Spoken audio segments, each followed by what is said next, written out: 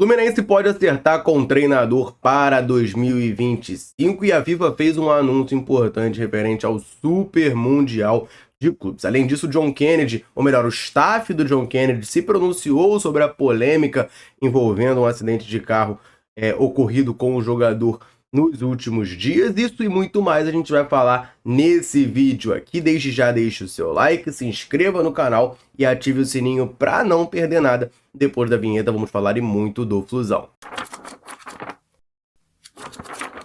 Ontem comentamos aqui no canal a informação que saiu no Balanço Geral, programa lá da Record, de um homem, torcedor do Fluminense, por sinal, que acusava o John Kennedy de ter batido em seu carro e fugido após a colisão. Esse homem se chama Léo Rabelo, como eu disse, ele é torcedor e sócio do Fluminense, e ele fez essa acusação em público. Segundo ele tentou de todas as maneiras, né, um contato ali fora da mídia com o jogador para resolver o problema, para, enfim, solucionar os danos causados ao seu carro, mas ele, como não conseguiu isso, teve que ir à mídia para conseguir, né, chamar essa atenção do John Kennedy. E aí o staff do jogador publicou um comunicado sobre o assunto. Eu tenho ele aqui para ler para vocês. John Kennedy não se manifestou e nem irá se manifestar, pois entende que é um assunto que deve ser tratado pelos meios legais, via polícia e justiça, caso seja confirmado tal fato. Ele não tem a menor intenção de prejudicar ninguém e aguardará os desdobramentos do caso sem qualquer necessidade de manifestação pública no momento. Esse foi então um comunicado do staff do John Kennedy, uma situação muito delicada, né? Aparentemente, de fato, era o John Kennedy dirigindo esse carro e ele, não entrou em contato, né? O torcedor fala que tentou, né, falar com o próprio John Kennedy via redes sociais, com o Fluminense, não conseguiu resposta de ninguém, e ele disse que a única maneira, né, que ele conseguiu encontrar de tentar solucionar esse problema foi levando o caso à mídia. Mais uma polêmica envolvendo o John Kennedy. Aliás, em 2024, o nome do John Kennedy é muito mais falado fora de campo do que dentro de campo, já que ele vive uma fase terrível, né, por vezes até nem foi relacionado nas partidas do Fluminense, e não tem sido nem de perto aquele jogador importante que a gente teve no final de 2023. Trazer rapidinho para vocês uma atualização sobre o Brasileirão de aspirantes. A CBF já definiu o calendário das quartas de final da competição. Vale lembrar, né, o Fluminense empatou em 0-0 com o Atlético Mineiro, fora de casa, um jogo que o Vitor Hugo perdeu pênalti, foi expulso também, mas conseguiu a classificação, se classificou em quarto no grupo A, né, empatou com esse empate em pontos com o Vitória, passou ali no saldo de gols e aí conseguiu essa classificação, já que a equipe baiana perdeu para o CRB por 2-0. O Fluminense, repito, passou em quarto com 9 pontos em 7 jogos e agora nas quartas de final vai enfrentar o Bragantino. A CBF divulgou essa tabela. O jogo será Bragantino e Fluminense na segunda-feira, dia 11 de novembro, às 6h30, lá no Nabi Abichedi. Eu fiz questão de enfatizar que é Bragantino e Fluminense, porque o Bragantino é o mandante. Esse jogo vai ser jogo único e o Bragantino é o mandante, já que teve uma campanha melhor na fase de grupos. Tem essa vantagem, portanto, de ter essa eliminatória decidida em casa. Vamos ver se o Fluminense consegue fazer uma boa partida e se classificar. A reta final da fase de grupos do Flu, né, nesse Brasileirão de aspirantes foi ruim. O Fluminense oscilou bastante, começou até bem, mas oscilou bastante ali na reta final e acabou se classificando, né, de uma maneira pouco provável. Empate em 0-0, aí o Vitória tropeça, a gente acaba ultrapassando eles ali no saldo de gols. A FIFA fez uma definição importante referente ao Super Mundial e também tem uma informação sobre o calendário de 2025, que, claro, vai ser muito afetado por conta dessa competição.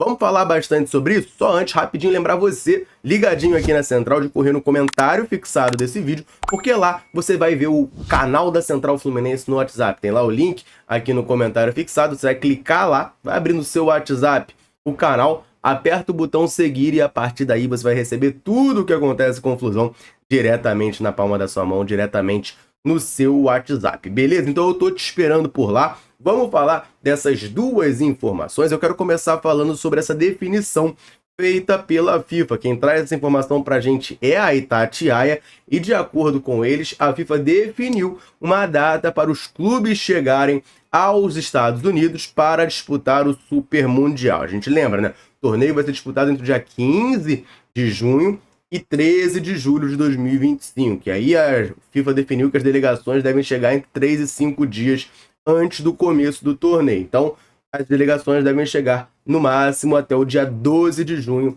lá nos Estados Unidos, né? Quem cair ali na primeira fase vai jogar até mais ou menos o dia 25, 26 de junho. E, importante, né? O sorteio dos grupos.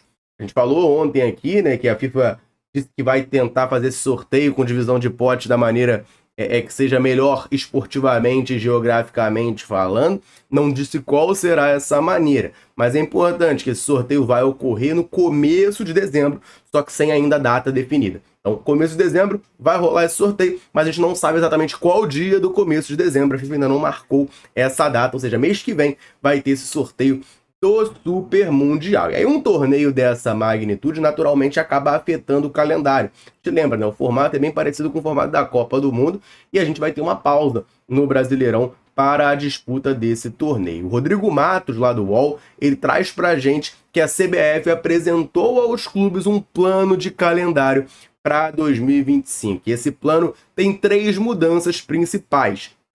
A primeira delas, o Brasileirão vai ser antecipado para começar em março. Então, o Brasileirão começando em março, esse ano começou em abril, ano que vem começando em março. Os estaduais começando na primeira semana do ano, ou seja, não vai ter nem tempo de pré-temporada. A pré-temporada já vai ser, de fato, jogando nos estaduais e vai ter uma paralisação para a disputa do Super Mundial. De acordo com a reportagem do UOL, a maioria dos clubes da Comissão Nacional de Clubes, que o Fluminense faz parte, aprovou essa proposta, mas falta ainda passar pelo crivo das federações estaduais. No final do ano, de acordo com esse plano de calendário, o Brasileirão vai se estender por todo o mês de dezembro e ele vai se sobrepor à Copa Intercontinental, que é o antigo Mundial de Clubes, né, que a gente conhece, aquele modelo clássico, campeão da Libertadores do ano, pega lá os campeões continentais do ano para no final jogar contra o campeão da UEFA Champions League da temporada.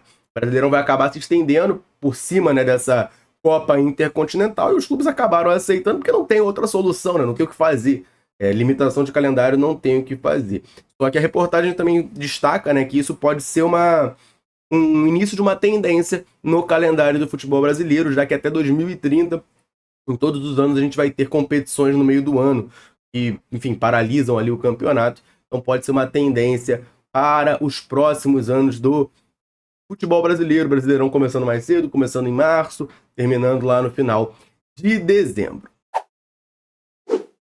Vamos falar um pouquinho do Internacional, próximo adversário do Fluminense. Amanhã a gente vai ao Beira-Rio enfrentar o Inter, uma partida muito importante para o Tricolor. E a Gazeta 0 Hora traz algumas informações importantes sobre o desfalque no nosso adversário. Eles trazem para a gente que Thiago Maia, Agustin Rogel e Bruno Tabata foram ausências no último treino do Internacional devido a um desgaste físico. Mas apesar disso, devem ter condições de ir a campo na sexta-feira. Quem não vai a campo é o atacante Wesley, a gente comentou aqui, um dos autores de gol do Internacional contra o Criciúma, tomou o 3º cartão amarelo, não vai poder jogar, está suspenso para essa partida. E além dele, o volante Fernando se recupera de uma lesão na panturrilha direita e também está fora da partida, é desfalque certo para o Internacional nesse jogo. A gente lembra, né? O Fluminense também está muito desfalcado, tem 5 titulares suspensos, tem o Felipe Melo, também foi expulso, e a situação do Inácio, que voltou a sentir dores no joelho recém-operado e também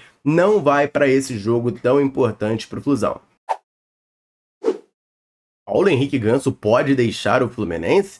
De acordo com a UOL, o Santos está interessado em contratar o meio-campista tricolor. Vamos conversar sobre isso, eu vou te explicar tudo o que está acontecendo, mas antes eu vou rapidinho aproveitar para dar uma moral para a galera tricolor ligada aqui na Central, sempre nos dando aquela moral.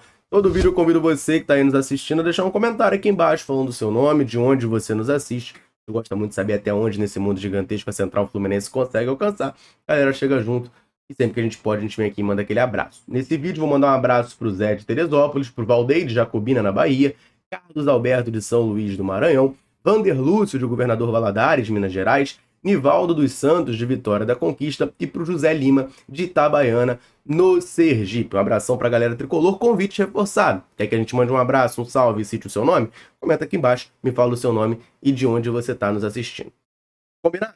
Vamos falar então dessa informação. Quem traz pra gente é o UOL. E vamos lá, contextualizar. O que acontece? A gente sabe, né, que o Neymar recentemente teve uma outra lesão. O Neymar tem contrato com o Al Hilal até julho de 2025, mas já é estudado uma possível saída antecipada do craque em janeiro. E aí o Santos acaba surgindo como principal interessado. Claro, é o clube formador do Neymar. O Neymar já disse que pretende voltar para o Santos para encerrar a carreira, etc e tal. Beleza, o que isso tem a ver com o Fluminense?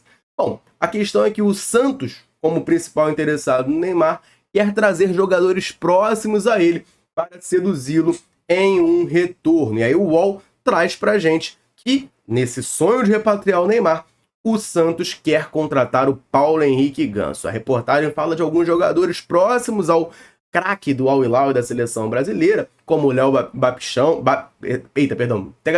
Léo Batistão, do Almeria, que chegou até a passar pelo Santos recentemente, o Gabriel Barbosa, do Flamengo, também cria da base do Santos, o Danilo, da Juventus, da seleção brasileira, e o Paulo Henrique Ganso, do Fluminense. A gente lembra, né? O Ganso formou uma dupla icônica com o Neymar no começo da década passada aqui no futebol brasileiro, justamente com a camisa do Santos. Mas querer não necessariamente é poder, né? Então, o Santos tem esse sonho, esse desejo, mas o Paulo Henrique Ganso tem contrato com o Fluminense até o final de 2025. Não existe, nesse momento, uma proposta formal para o jogador, então até agora é só um sonho, é só uma vontade. Mas vale lembrar, né? Ao longo do ano passado saíram algumas informações de interesse do próprio Santos no Paulo Henrique Ganso. Muito se fala do Ganso também voltar ao Santos para encerrar a carreira, mas de momento não há nada, não há nenhuma proposta formal pelo jogador. Repito, ele tem contrato até o final de 2025 com o Flu, tem sido um dos principais nomes do tricolor na temporada. A temporada é ruim,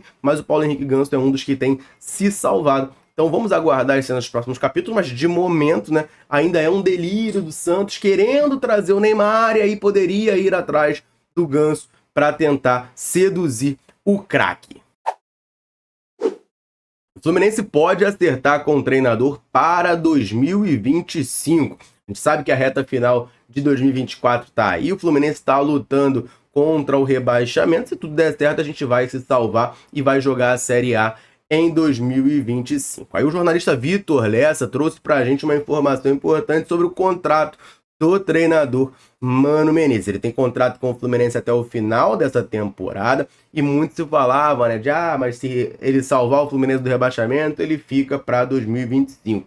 Bom, o Vitor Lessa esclarece pra gente que existe sim uma cláusula de renovação automática nesse contrato do Mano Menezes, só que a permanência na Série A não é o único gatilho. Além de ficar na Série A, para esse contrato ser renovado de maneira automática, o Fluminense precisa ficar entre os 10 primeiros do Campeonato Brasileiro. Caso isso aconteça, aí sim, Mano Menezes renova automaticamente para 2025. Caso não aconteça, vai ter que rolar uma negociação entre o clube e o treinador.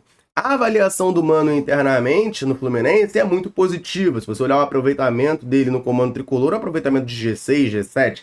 Então, o pessoal avalia ele muito bem. O Fluminense estava muito afundado antes dele chegar.